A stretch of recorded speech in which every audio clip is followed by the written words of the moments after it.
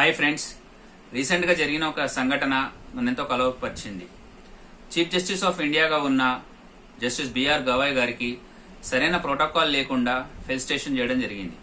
తన ఒక సన్మాన కార్యక్రమానికి మహారాష్ట్రలో వచ్చినప్పుడు అక్కడున్న లోకల్ వ్యక్తులు ఎవరైతే రావాలో, చీఫ్ సెక్రటరీ సుజాత గారు గాని, అక్కడ డీజీపీ శుక్లా గారు గాని, అక్కడ ఉన్న లోకల్ కమిషనర్ గారు గాని ఎవరూ రాకపోవడం, సరైన ప్రోటోకాల్ లేకుండా తనకి సన్మానం జరగడం జరిగింది. ఇదెంతో బాధాకరమైన విషయం. ఒక సర్వోత్తమమైన న్యాయస్థానంలో ఉన్న వ్యక్తికి ఇలాంటి ప్రోటోకాల్ లేకుండా చేయటం అనేది చాలా బాధతో కూడిన విషయం. ఇది గమనిస్తే బహుశా షెడ్యూల్ క్యాస్ట్ కి చెందిన వ్యక్తికి ఎంత ఉన్నత స్థానమైన గౌరవమా అని అనిపించి రాలేదన్నట్టుగానే ఉంది. ఎందుకంటే వాళ్ళ వ్యక్తులు ఎవరైతే అటెండ్ కాలేదో వాళ్ళందరికీ తెలుసు ప్రోటోకాల్. సో ఈ విషయాన్ని, ఈ బాధని తన కర్తవ్యంగా వ్యక్తం చేస్తూ హైకోర్టు అడ్వకేట్ రాపోల్ భాస్కర్ గారు కంప్లైంట్ ఇవ్వడం జరిగింది. అది సుప్రీంకోర్టు జస్టిస్ సూర్యకాంత్ గారికి తను ఒక కంప్లైంట్ ఇవ్వడం జరిగింది. అలాగే అక్కడ దాద్రా ఎస్హెచ్ఓ గారికి కంప్లైంట్ ఇవ్వడం జరిగింది.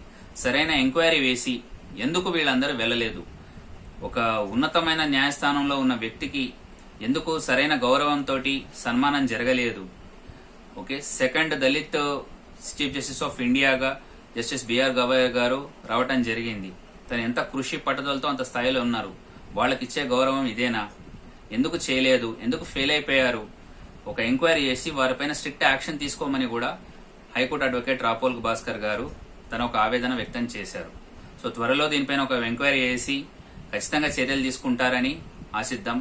అండ్ ఎంతో కృషి పట్టుదలతో ఒక షెడ్యూల్ క్యాస్ట్ నుంచి వచ్చిన వ్యక్తులనైనా, వేరే బ్యాక్వర్డ్ కమ్యూనిటీస్ నుంచి వచ్చిన వ్యక్తులనైనా గౌరవించకుండా ఇలా జరగడం అనేది ఫ్యూచర్ లో ఉండదని మనం ఆశిద్దాం.